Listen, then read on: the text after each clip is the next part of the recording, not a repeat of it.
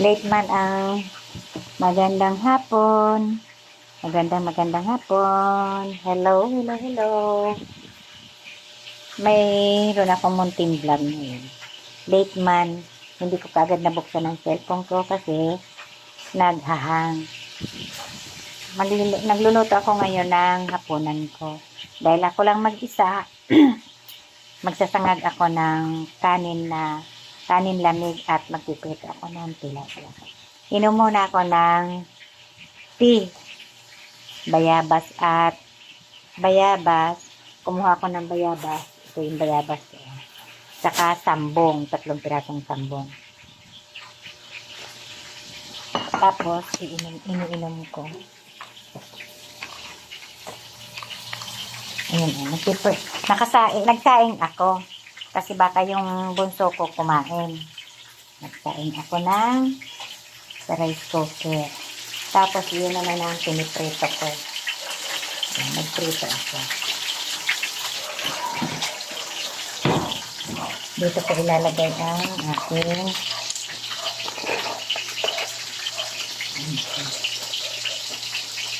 nilagyan ko ng bawang yung piniprito ko para hindi maamoy isda yung loob ng bahay.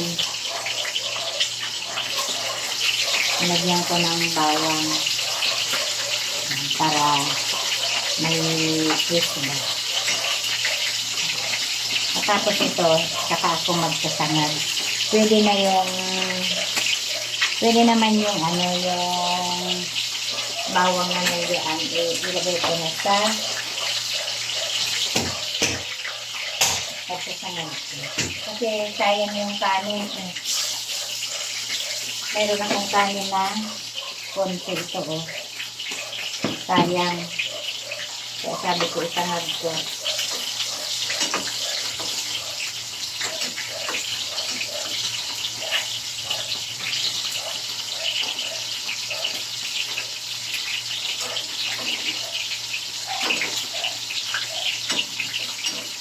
Lalo mga may bawang, gusto ko mga may bawang, wag lang yung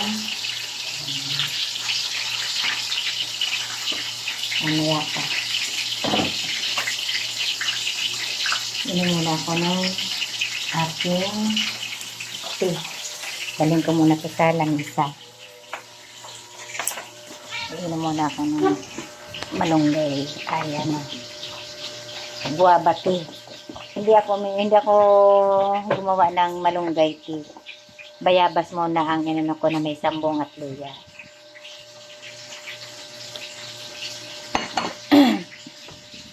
Para mas mano daw to. Mamaya na ako magano. May tira pa ako. Kaya lang dahil may luya, pang ano ko lang yun, inumin. Hindi dumating yung inaantay kong inaanak ng anak ko. Marami pa akong ito may pasalubong sa akin yung inaanak ko.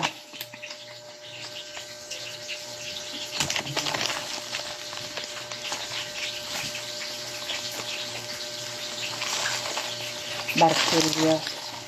Kaso nadurog na yung iba. Hindi ko pa kakainin. Baka bukas na lang. Dami ko pang pagkain. Dami ko pang candy. Wala naman napunta ng mga bata. Dami ko pang candy na tira ng Pasko.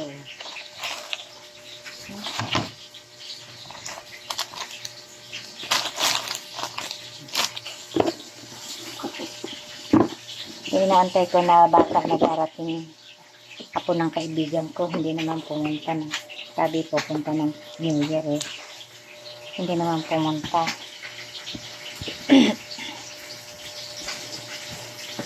Nabigyan ko sana yun. Yan, spaghettihin. Ayusin ko nga ito. Parang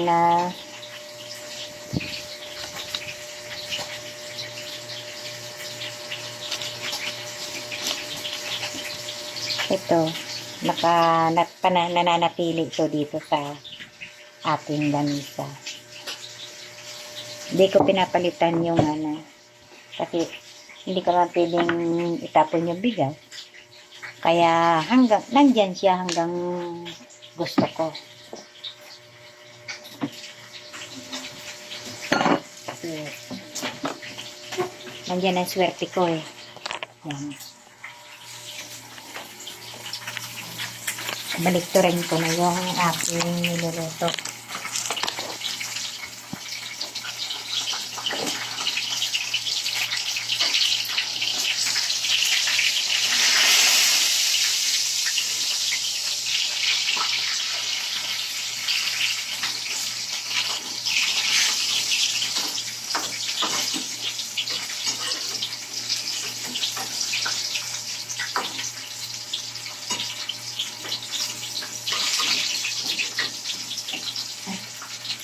Hawakan ko na at hulog kasi natakbo yung kawali.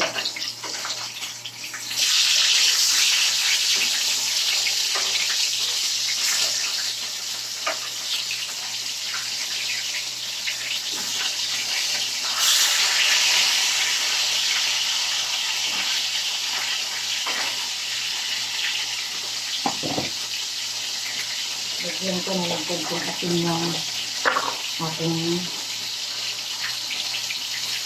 kasangin.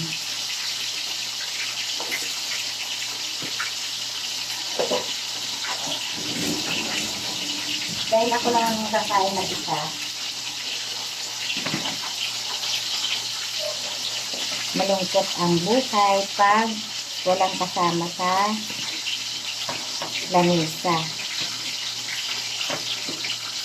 Yung apo ko kasi ando na sa kasama na ng nanay. Yung anak ko naman dahil may pasok, mamaya pang gabi ang iinom. Kaya ako lang ang nandito sa lamesa makakain.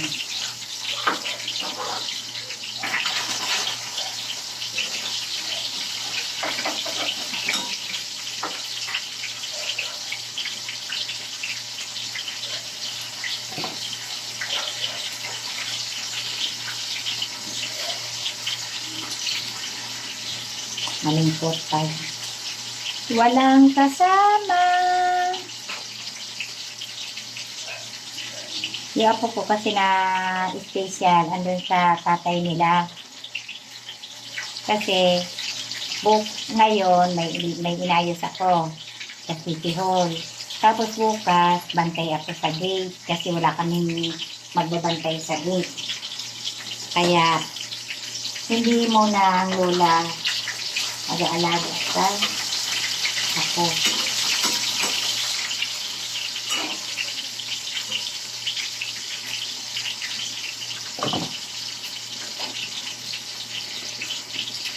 Kung mayroong sanang magkakaroon din ako naman. Diba? Bibigyan yan ni Lord. Kasi pag gusto ko pumunta doon sa anak ko, hindi ko maisama yung apo ko na special. Ang hirap kasi ibiyahe. Lalo na malayo. Marami akong bitbit. Pagkasama siya, dami kong bitbit. Tingnan mo ng Pasko. Ay, oo, ng Pasko. So, ang nahirapan ako. Kasi ang dami kong bitbit nagamit na. Yung una niya, nadapaan. Una niyang dapaan at sapin, damit, diaper. Ganun po. Pero okay lang. Nag-enjoy naman ako pagkasama ko lahat. Yun nga lang talagang maraming abubot. Marami akong abubot na dala sa kanya.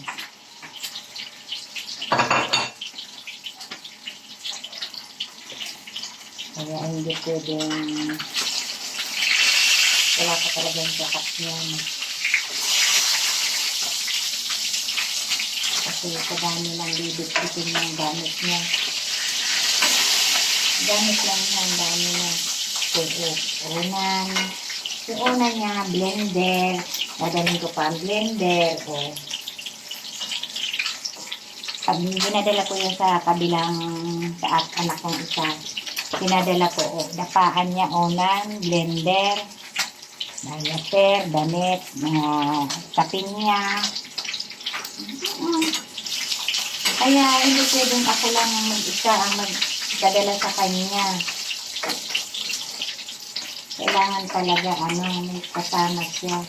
May kasama ako na tutulong sa akin magbuhat ng gamit. Gamit ng aking apo.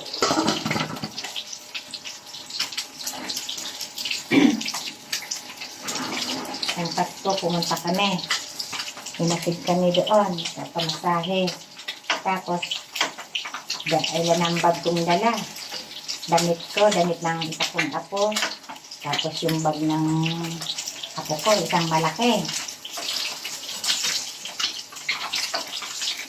Tapos, nang dumating, pumunta yung anak kong bunso, umuwi ng hating gabi. Kaya may motor silang ginamit. Pinadala ko na yung ibang, yung blender, pinadala ko na. Ang gabi na yon. Pero pag uwi pa namin, isang bag pang maliit malaki ang dala ko ulit. Kala ko nabawasan na yung bitbitin ko. Hindi.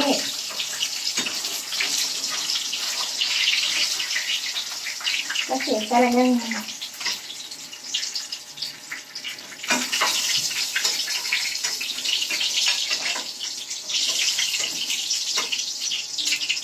hindi na bawasan ang bitbit ko.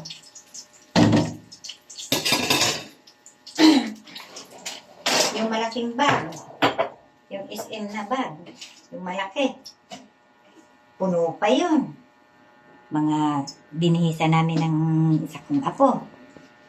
Binihisa namin. At yung dinadapaan niya na pinauwi ko na yung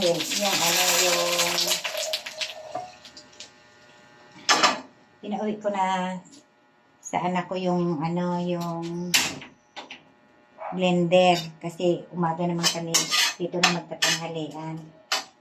Kaso pag-uwi namin,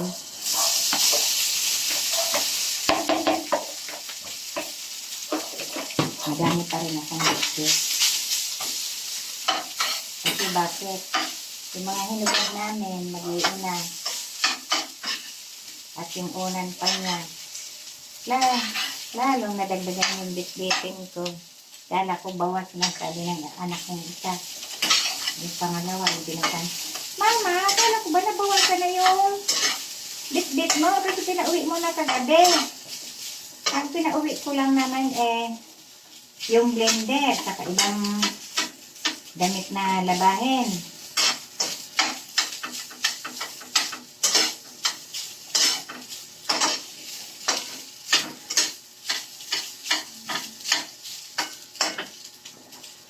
Yung hinubad namin, saka yung unan.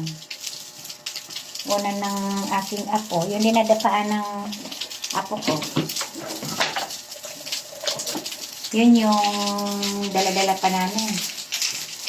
Kaya hindi rin nabawasan yung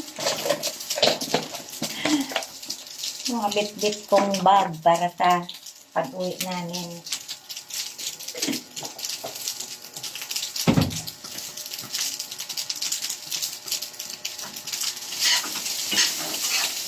Ayun, sa bayan kami dumaan.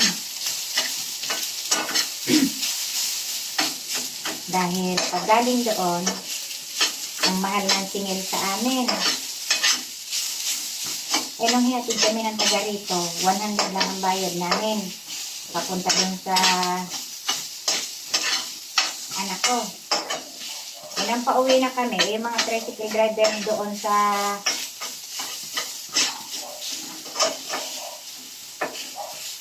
sasakyan namin. Gusto nila 200 papunta dito. Ang sasakay isang PWD, isang senior, 200 ang sisingilin. Ay hindi ako sumakay doon. Magbayan kami. Doon kami bumaba sa bayan. Hindi kami nagpahati dito. Masyadong mga gahaman ang ibang tricycle. Hindi nila iniisip kung anong sasakay.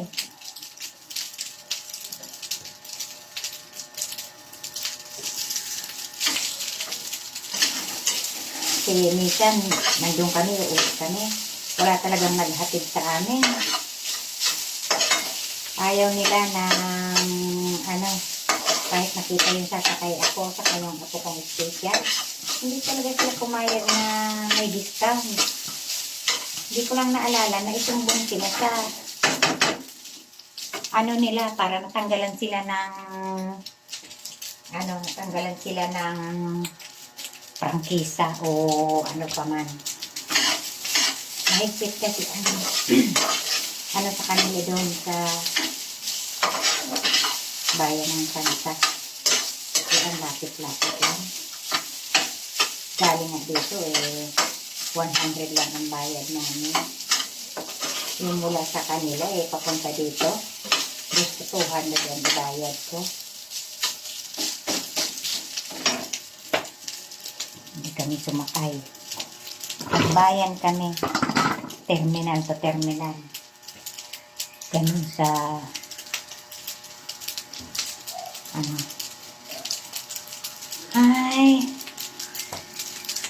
malapit na matapos ang aking sinangag.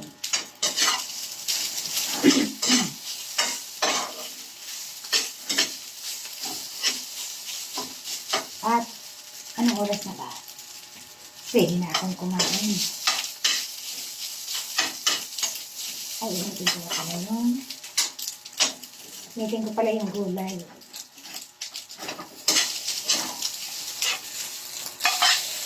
Kasi may gulay pa ako.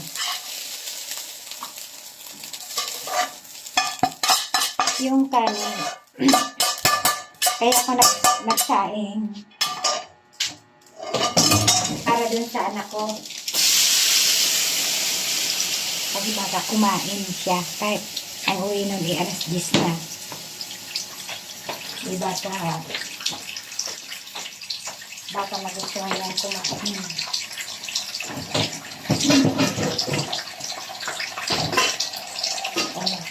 Pinusin ko itong gulay. Gulay ito kahapon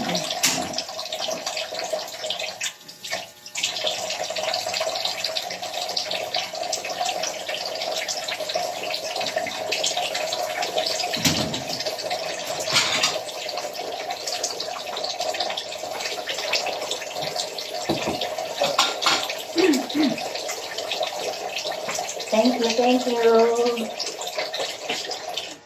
Ito ay gulay na iinitin ko lang. Yung ginulay ko yung kahapon. Ayan. Ay, sorry. Ayan. Initin ko lang para makain ko. Iulam ko sa pritong isda. Ayan. Bye-bye. Love you. Kahit hindi kagandahan ang aking vlog, suportahan niyo po ako sa aking mga vlogs ko. Pasupport naman po sa aking munting videos. Thank you po. Love you. Love you po. Love you po.